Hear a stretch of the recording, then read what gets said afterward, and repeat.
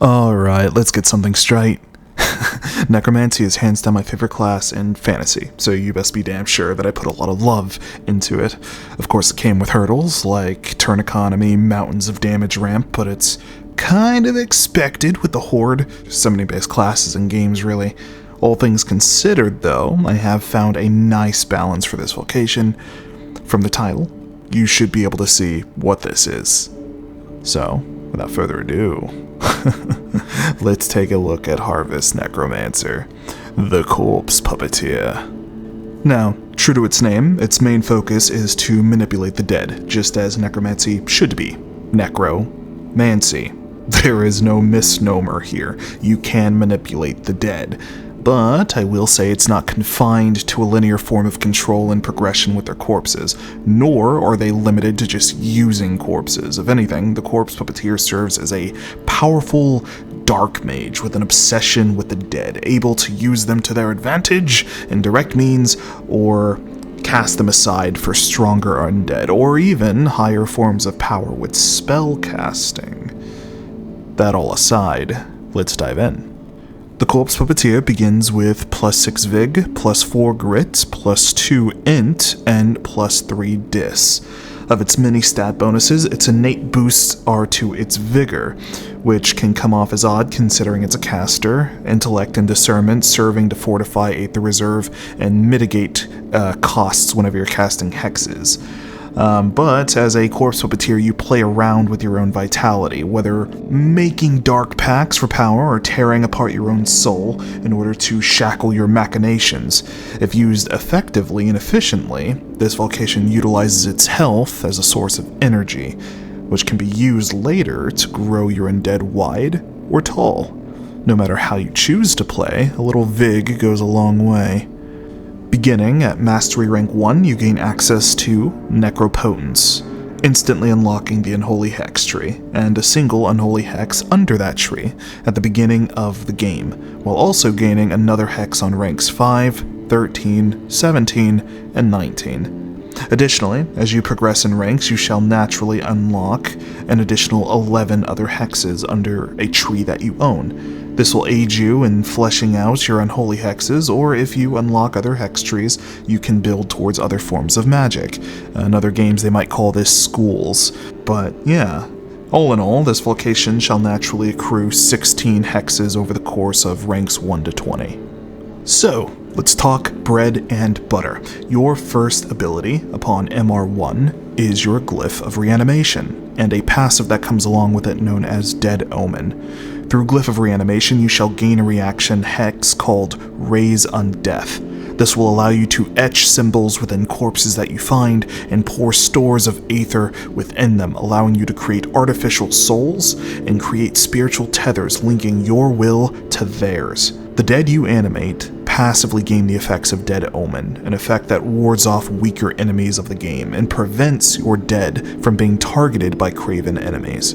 Additionally, your horde of undeath shall cause your foes to falter. If creatures are attempting to strike you within your harrowing living fortress, they must overcome a grit contest CD4. Before moving forward, let's talk about managing your undead.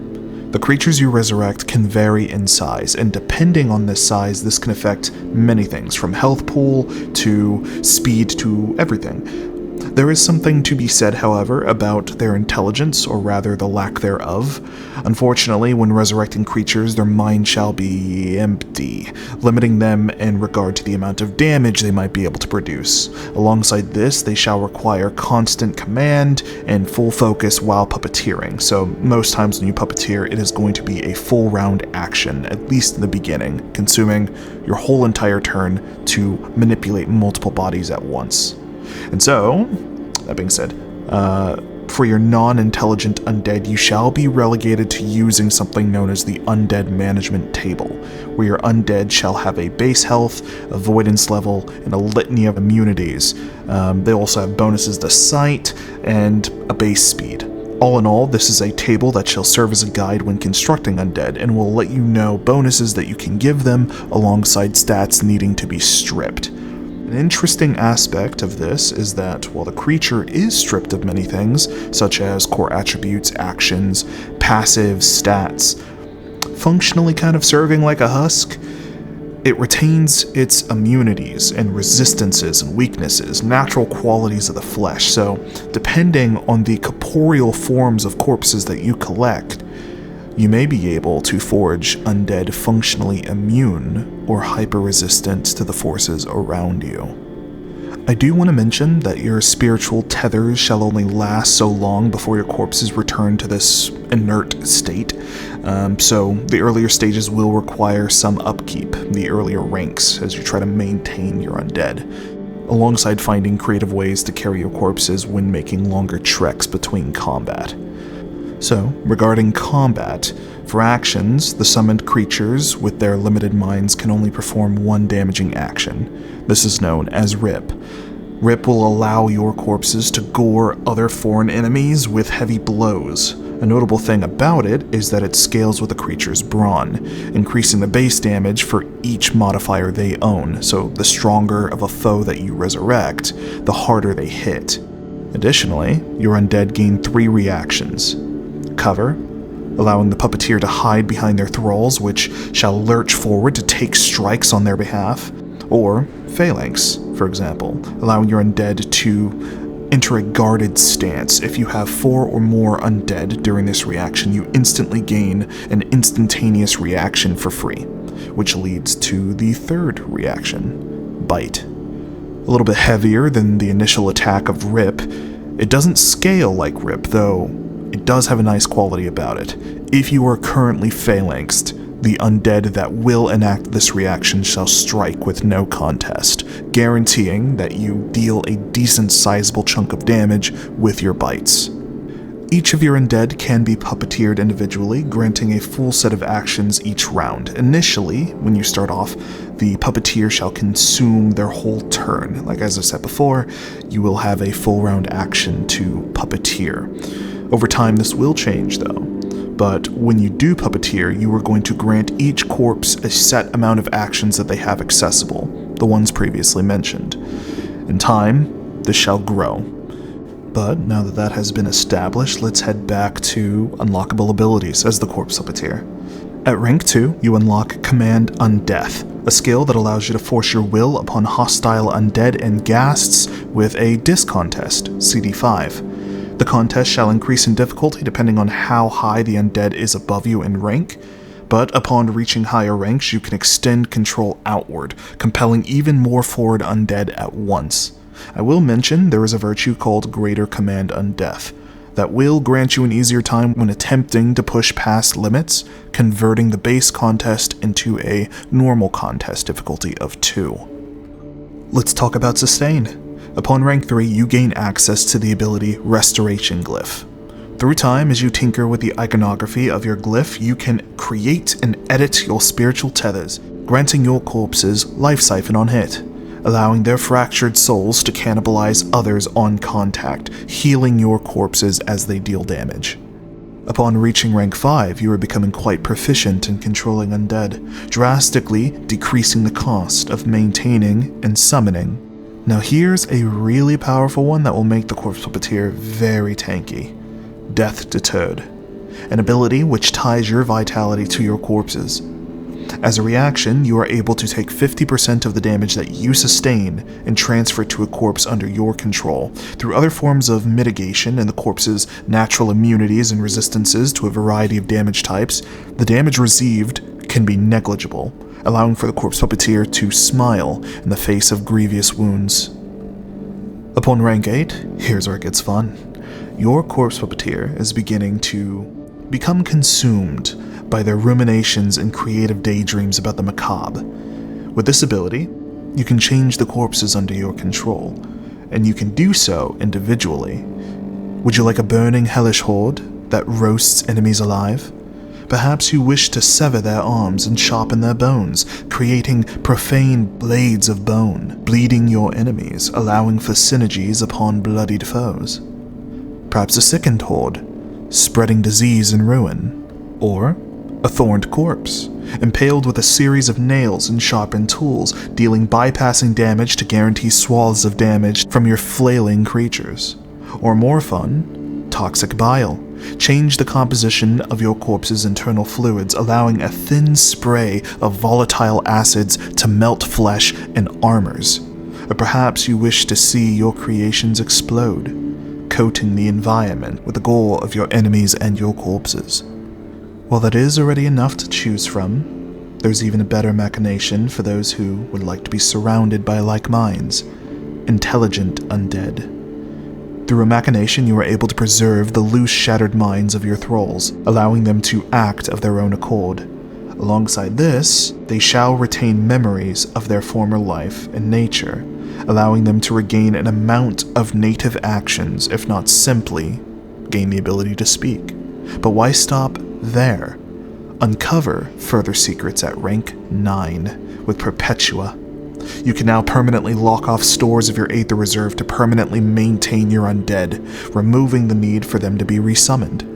Additionally, they shall gain a passive regeneration, healing themselves over the course of the day. Here is where your vitality truly ties in. As you grow your Aether Reserve, you can sacrifice larger portions to increase the amount of thralls you can control at once.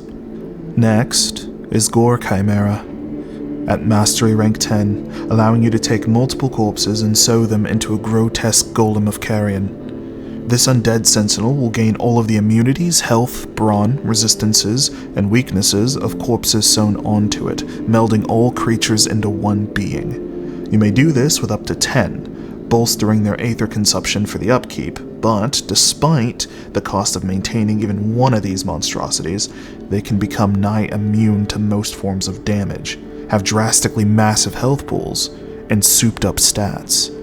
Remember Rip? The ability that begins at 4 damage? This, of course, scales relative to the brawn modifiers of the creature. Here is why the Gore Chimera stands as one of your heaviest hitters. The creation has no limit. Upon reaching a high enough brawn modifier, they shall gain continual damage increases from additional modifiers to their physical attacks, such as Bone Blades, Rip, and Bite. Considering you are stacking hordes upon this creature, reaching plus 50 brawn modifier is a very possible thing as you progress through the tale, allowing this creature to deal upwards of hundreds of damage within a single strike. This, of course, without factoring swaths of potential bleed damage and additional damage from reactions. Last thing, this creature benefits from the surrounded mechanic.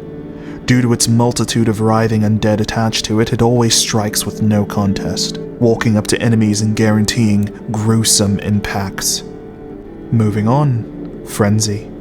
You are scratching the surface of something greater regarding your skill of puppeteering. Your undead are now perpetually sprinting, now moving at double speed. Additionally, as opposed to you using your whole turn to puppet, the act of puppeteering is now reduced to a main action, allowing your use of a free action, secondary action, and reaction after you control your undead. Lastly, all undead you own gain an additional attack. Now let's just say, for sake of argument, you want to stray away from undead. Mastery rank 12, you gain Deathcaster. You can now embrace death itself to gain a damage multiplier, multiple even, to your unholy damage when owning a number of undead under a certain amount. The more undead that you sacrifice, the more power you gain, yielding potent hexes that can obliterate foes. Further away, Mastery rank 15, you gain Soulwell. Your fractured soul shall begin to grow unstable, and shall attempt to mend itself with nearby souls. This action shall force foreign souls to perpetually drift around you within a volatile state. As creatures enter within the zone of influence, their souls shall be siphoned by these ghastly structures drifting around you as their souls wither within its proximity. Your last Vocation ability is at MR20, Puppet Master. Increase your cap of undead that you may control, alongside doubling their existing health, boosting their reflexes, and granting them extra speed. The final cherry on this is that you can now control your undead as a secondary action. Through some shenanigans, you can spec into a few virtues that can allow you to cast hexes up to 3 times a turn, or twice before controlling your undead. And since we are mentioning virtues, there are a few virtues that this vocation can drastically benefit from. Virtues like Potent Undeath and Throng of Death. There are even potent artifacts that can break the vocation if allowed, such as the Noctifera, allowing you to become a herald of undeath strong enough to summon whole calamities if left unchecked. From hexes to virtues to item and glyph-based shenanigans, there are many ways to bolster your forces beyond this, but for all intents and purposes, that should serve as a nice dive into what the Corpse Puppeteer is and what it's capable of. A true herald of undeath. And with that concludes the Corpse Puppeteer. Make sure to like, share, and subscribe. All resources shall be accessible within the Discord below. Thank you for watching, and I'll see you next time.